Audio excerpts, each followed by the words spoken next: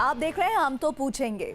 संसद के दोनों सदनों से नागरिकता संशोधन बिल पास होने के बाद देश के ज्यादातर हिस्से में खुशी मनाई जा रही है, लेकिन असली खुशी उन लोगों के चेहरे पर देखी जा सकती है जो पड़ोसी देशों में जुल्म सितम से परेशान होकर हिंदुस्तान आए। नागरिकता संशोधन बिल पास होने के बाद से शरणार्थी बस्तियों में दिवाली मनाई जा रही है। देश के गृहमंत्री पर सबका भरोसा न होना चाहिए और मैं कहता हूं माइनॉरिटी को जरा भी चिंता मत करो। The voting time starts now.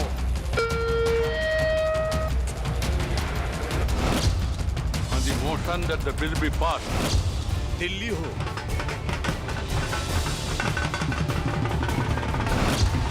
या कोलकाता,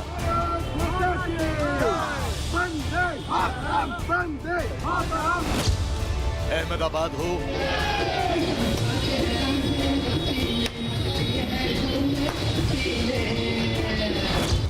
या अमृतसर,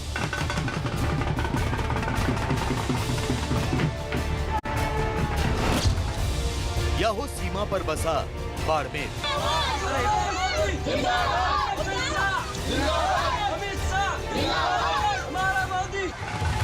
ये झूमते गाते लोग ना तो होली की हुड़दंग में मस्त हैं और ना ही दिवाली के जश्न में।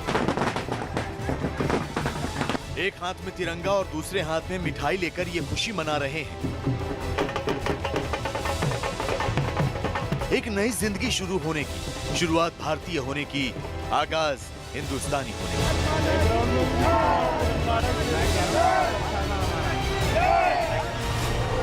इनके चेहरों पर खुशी इस बात की है कि अब इनके पास भी एक वतन है। अब ये शरणार्थी की जिल्लत भरी जिंदगी से आजाद हो गए। ठीक है, दिल खुश होती है। वतन हमारा है हिंद का। हम तो इतने खुश हो रहे हैं, इतने खुश हो रहे हैं। ये गा रहे हैं, बजा रहे हैं। उन लोगों का शुक्रगुजार है जिन्होंने हमारे हक में वोट दिया है। अमित शाह और मोदी जी का बहुत शुक्रगुजार है। दिहाड़ी खोटी करनी पड़ती है, आते हैं जाते हैं कागज बनवाने के लिए, आधार कार्ड बनवाते हैं, बोलते हैं भाई आपकी यहाँ की पैदाश नहीं है। तो हम अपने देश में आए तो किस लिए आए भाई? हमारे को हर सुविधा चाहिए ना, पानी की, हर चीज की, नागरिकता मिली हमारे को। अभी यही मिल जाएगी तो हम बहुत सारों से खुश हैं। दिल्ली से गुजरात तक और पंजाब से पश्चिम बंगाल तक ये वो विस्थापित हैं जो पाकिस्तान, अफगानिस्तान या फिर बांग्लादेश से अपना सब कुछ छोड़कर भारत आए और दशकों से रिफ्यूजी की जिंदगी गुजार रहे थे। नागरिकता संशोधन बिल पास करके हिंदुस्तान ने इन सबको गले लगा लिया है। 2010 में आया था, बहुत तकलीफ थी। नेशनल में ये कागज लाओ, ये कागज लाओ, ये कागज लाओ। अभी कल जो ये अमित शाह ने ये बिल पास किया, उसके लिए हम बहुत खुश हैं। हम अपने आप को आज़ाद महसूस समझ रहे हैं। बहुत ज़्यादा खुशी हो रही है। सारे प्रकार जो भी पाकिस्तान तो आए थे, हम इस बिल की बहुत खुशी है जो इतने मनाई जा रही है। तुम देख ही रहे हो। अमित शाह जी ने, नरेंद्र मोदी जी ने किया है। आज पूरे पाकिस्तान में जो यहाँ हिंदुस्तान में बैठे हैं उनके लिए आज दीपावली का दिन और उससे ज्यादा खुशी आ गई। एक रिफ्यूजी की जिंदगी एक आम इंसान सिर्फ किस्से, कहानियों और फिल्मों से समझ सकता है, लेकिन हकीकत उससे भी भयानक होती है। यही वजह है कि लोकसभा के बाद राज्यसभा में भी जब बुधवार को नागरिकता संशोधन बिल पास हुआ तो देश के कोने कोने में रहने वाले शरणार्थियों ने खुशी मनाई। राजधानी दिल्ली में शरणार्थियों की एक बड़ी आबादी रहती है। इनकी बस्तियों में तो खुशी की दिवाली मनाई गई। ये दिल्ली के मजनू का टीला इलाके में बसी शरणार्थियों की बस्ती की तस्वीर है, जहां लोगों ने तिरंगा हाथ में लेकर भारत माता की जय के नारे लगाए। हमारे पूर्वजों की जो दुखद पीड़ा थी, हमारे धर्म की जो दुखद पीड़ा थी, हमारे बहन बेटियों की जो दुखद पीड़ा थी, आज वो नाश हो गई। बहुत मछली की तरह तड़प रहे हैं, हिंदू तड़प रहे हैं, बोल रहे हैं हमारे को अभी का भी वहाँ मंगा लो। इतनी खुशी हो रही है कि इतना आजाद हो रहे हैं कि हमारे को नागरिकता मिल गई और बहुत बहुत धन्यवाद। दिल्ली के रोहिणी में भी नागरिकता संशोधन बिल पास होने की इसी तरह खुशी मनाई गई। यहाँ दिन भर लोगों की नजर राज्यसभा की कार्रवाई पर लगी रही और बिल पास होते ही खुशी की लहर दौड़ गई। राज्यसभा से सीएबी पास होने के बाद पाकिस्तान से आए हिंदू परिवारों के बीच जश्न का माहौल है। इस वक्त मैं मौजूद हूँ दिल्ली के रोहिणी सेक्टर 11, जहां पर पाकिस्तानी हिंदू परिवार रहते हैं और अब उन्हें नागरिकता मिलने जा रही है और उनकी खुशी का आलम आप देख सकते हैं किस तरह से तिरंगा लहरा रहा है और सब जो है डांस कर रहे हैं और बैकग्राउंड में भारत को समर्पित गाने चल रहे हैं। दिल्ली के आदर्श नगर शरणार्थी कॉलोनी में भी नागरिकता बिल पास होने की खुशी देखी गई। यहाँ तो लोग ढोल नगाड़े के साथ मैदान में उतर आए। इस इलाके में सिंध प्रांत से आए करीब 750 शरणार्थी रहते हैं। राज्यसभा में सीएबी पास होने के बाद दिल्ली के आदर्श नगर में जो पाकिस्तान के लोग आकर बसे, उनकी कॉलोनी में खुशी का माहौल है। यहाँ पर ढोल नगाड़े के साथ जो है लोग इस आयोजन को मना रहे हैं। जिस तरह से केंद्र सरकार ने सीएबी को लोकसभा के बाद राज्यसभा में पास कराया है, यहाँ जो लोग रहते हैं वो ज्यादातर लोग सिंध से आए हैं, पाकिस्तान के सिंध से। और आदर्श नगर की इस कॉलोनी में 150 परिवार रहते हैं, जिनमें 750 लोग हैं। नागरिकता संशोधन बिल पर बहस के दौरान गृह मंत्री अमित शाह ने संसद में पाकिस्तान से आई 2 बहनों साहिबा और राबेली का नाम लिया था। साहिबा और रबेजी नाम की 2 बहनें बहुत कठिनाई से भागकर यहाँ आई हैं और अपने पतियों के साथ, बच्चों के साथ 2013 में वो कराची से भारत आई। उनका कहना है युवा लड़कियों, जवान महिलाओं को उठा लिया जाता था, सेक्सुअली प्रताड़ित किया जाता था या इस्लाम कबूल करने के लिए पाकिस्तान में हम पर दबाव बनाया जाता था। न्यूज 18 की टीम ने दिल्ली की एक शरणार्थी बस्ती में रह रही उन दोनों बहनों को तलाशा, जिनका नाम सदन की चर्चा में आया था। इन लोगों ने पाकिस्तान में अल्पसंख्यकों पर होने वाले जुल्म की कहानी आपको देखी। उधर भय भाव बहुत था, नफरत बहुत थी। स्कूल जाते थे बच्चे, उसके वजह से भी नफरत बहुत है। स्कूल छोटी लड़कियां जाती थी, हमारे को जब तक घर नहीं आती थी, जब तक हमारे को चैन नहीं आता था। स्कूल जाती थी, डर लगता था जैसा कभी कोई ना उठा ना जाए। पानी देते थे तो वो कहते ये काफर है, हिंदू है, हम पानी इसका नहीं पियेंगे। हमारे को पानी देते थे तो फिर भी ऐसे मुंह पे नहीं गिलास चाड़ने देते थे। वो कहते थे हम नहीं पानी देंगे, हाथ ऐसे नहीं लगाने देंगे पानी। ये सुअर खाते हैं, ये इसकी माता है, ये पत्थर की मूर्त की पूजा करते हैं, पत्थरों की पूजा करते हैं, ये काफर है। राजधानी दिल्ली के अलावा देश के अलग अलग इलाकों में रहने वाले शरणार्थियों ने भी नागरिकता बिल पास होने का जश्न मनाया।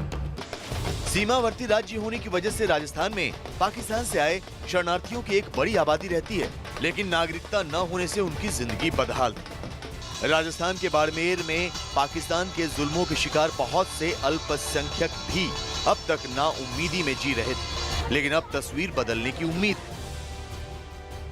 इतनी दिवालियां मनाई यहाँ के 50 साल तक, उससे भी नहीं हुई जो आज हमें ये संशोधन जो पास हुआ है बिल।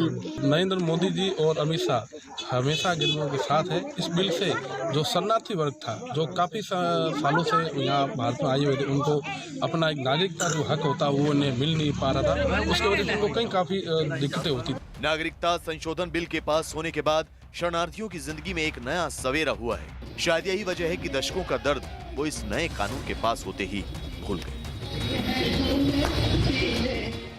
पड़ोसी देशों के विस्थापितों के लिए उम्मीदों का नया दौर शुरू हुआ है, लेकिन इस विधेयक के संसद से पारित होने के बाद राजनीतिक विचारधारा के टकराव वाले पुराने मोड़ पर फिर से नए तस्वीरें सामने आ रही है। देश के ज्यादातर हिस्से में गृह मंत्री के एक फैसले को मजबूत इच्छा शक्ति की नजर से देखा जा रहा है। देश के बड़े हिस्से की राय यही है, लेकिन पूर्वोत्तर के राज्यों में इस विधेयक को लेकर शंकाएं भी खड़ी हो रही हैं। On the motion that the bill be passed, subject to correction, ayes 125, noes 105, abstain 0. बड़ी सीरियस बात है भाई, गंभीर समस्या है कि बहुत लोग इससे असंतुष्ट है। पहली बार जिस प्रकार से देश में आक्रोश है, किस प्रकार से भय का माहौल है, नॉर्थ ईस्ट के राज्यों में आग लगी हुई है। मालूम है, आपका नजरिया भी मालूम है। आप नाम से, किसी के नाम से पता करना चाहते हो इस देश में वो रहेगा या नहीं रहेगा। बहुत खुशी का अवसर है। इतिहास का ये सबसे स्वर्णिम प्रश्न लिखा गया है। बरसों से लटके मुद्दे महीनों में सुलझाने की इच्छा शक्ति वाले गृह मंत्री बन गए हैं अमित शाह। अमित शाह भारत की राजनीति में अपने कड़े फैसलों के लिए हमेशा याद किए जाएंगे। इन फैसलों का नतीजा क्या होगा, ये आने वाला वक्त तय करेगा। लेकिन फिलहाल नागरिकता संशोधन विधेयक पारित होने के बाद देश की राजनीति में एक लकीर खिंच गई। इस लकीर के एक ओर है बीजेपी और उसकी समर्थक पार्टियां, और दूसरे छोर पर खड़ी है उदारवादी विचारधारा वाली कांग्रेस और उसकी जैसी सोच वाली पार्टी। हम नहीं चाहते कि बांग्लादेश के साथ हमारा संपर्क खराब हो। कांग्रेस पार्टी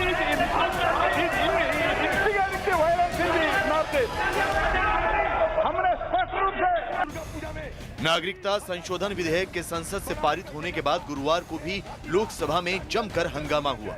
शंकाएं उठाई गईं, सरकार पर आरोप लगाए गए। The entire northeastern region, barring a few places, are in turmoil. Sir, violence has been descending in the entire northeastern region. Sir, already army has been deployed. Internet services have been discontinued. We are witnessing that Kashmir phenomena has been replicated in the northeastern region. संसद से नागरिकता संशोधन विधेयक पारित होने के बाद असम के कई जिलों में हिंसक प्रदर्शन शुरू हो गए। विरोध प्रदर्शन का सबसे ज्यादा असर गुवाहाटी पर पड़ा है।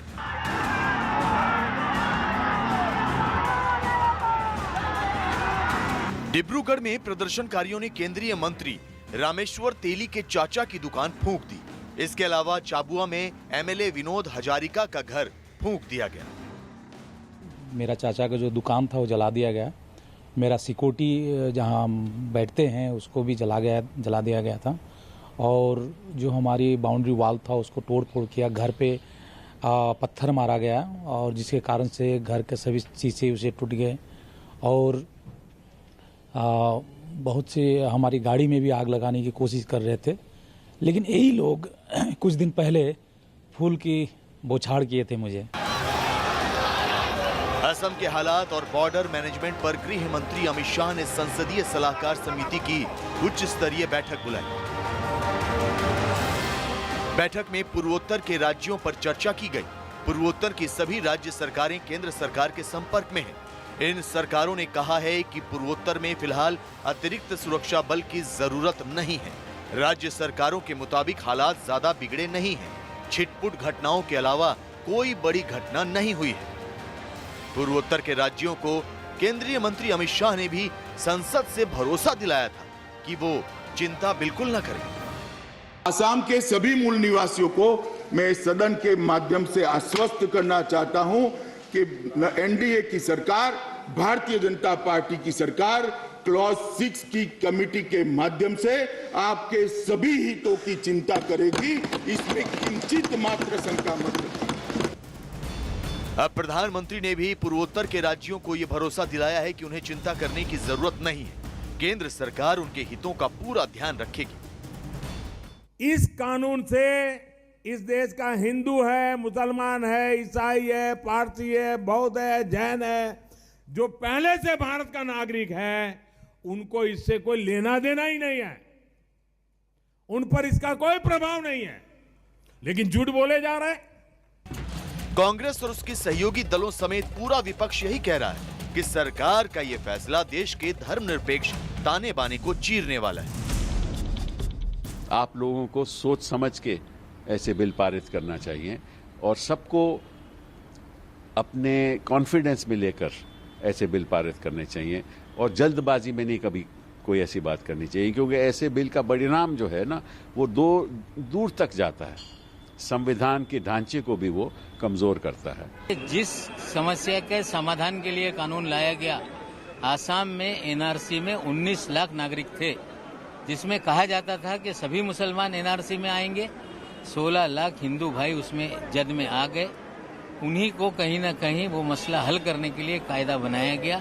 हम इसका विरोध करते हैं। विरोधी सरकार पर आरोप मढ़ रहे हैं, पूर्वोत्तर में हिंसा का हवाला दे रहे हैं। लेकिन खुद प्रधानमंत्री से लेकर बीजेपी के नेता कह रहे हैं कि पूर्वोत्तर में कांग्रेस की अफवाहें फैलाने की वजह से ही शांति भंग हुई। हालात कुल मिलाकर के ठीक हैं। कुछ एक तत्व वहां पर युवाओं को गुमराह करके वातावरण खराब करने का प्रयास करे जा रहे हैं। जैसे अंग्रेजी में कहते हैं try to fish in the troubled waters of Brahmaputra, और विशेषकर कांग्रेस पार्टी ज़्यादातर एक गलतफहमी के कारण मिसलीडिंग जो वहाँ बयान चल रहे हैं, कुछ सेक्शंस ऑफ मीडिया आल्सो जिस प्रकार मिसलीडिंग वहाँ इन्फॉर्मेशन दे रहे हैं, उसके कारण उस राज्य में आंदोलन चल रहा है। हम पूरा आश्वासन देते हैं। आज प्रधानमंत्री जी स्वयं आश्वासन दिए हैं असम के इंटरेस्ट को, उनका लिंग्विस्टिक इंटरेस्ट हो, डेमोग्राफिक इंटरेस्ट हो, कस्टम्स ट्रेडिशंस, जो भी हो, उन सब की पूरी रक्षा की जाएगी। असम में विरोध प्रदर्शन राजनीतिक है या नहीं, ये तो कहना मुश्किल है, लेकिन असम में विरोध प्रदर्शन के पीछे असल वजह यह है कि लोगों को शंका है कि नागरिकता संशोधन विधेयक पारित होने के बाद विदेश से आए लोगों को नागरिकता मिल जाएगी और उनके अधिकार छिन जाएंगे। हालांकि केंद्र सरकार इस बात का भरोसा दे चुकी है कि भारत के नागरिक अफवाहों पर ध्यान न दें। इस विधेयक से किसी को कोई नुकसान नहीं होने वाला।